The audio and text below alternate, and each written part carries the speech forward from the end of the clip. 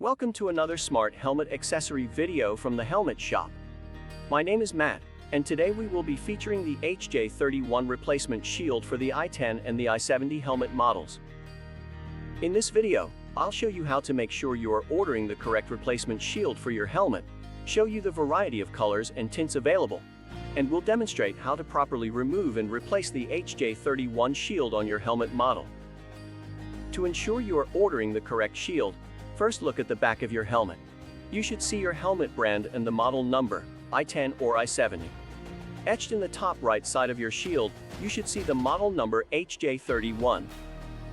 Our HJ-31 shields are made to fit and feel like the original manufacturer's parts and are available in clear, dark smoke, and silver mirror. Plus, we have recently added the Revo Gold and Revo Blue colors to the mirrored shield options, as well as the HJ-31 photochromic shield that changes from clear to smoke depending on the light conditions. In order to remove the HJ-31 shield, first, open it up all the way. On each side is a base plate that holds the shield in place.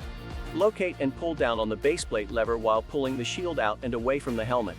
This will release the shield from the base plate. Follow this same procedure on the other side of the helmet.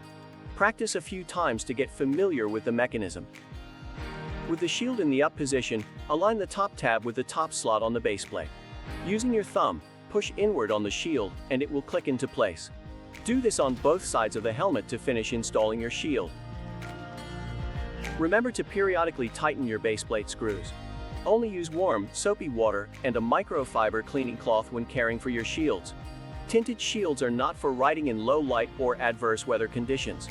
Contact the Helmet Shop if you have questions concerning the HJ-31 replacement shield. Thank you and have a great day.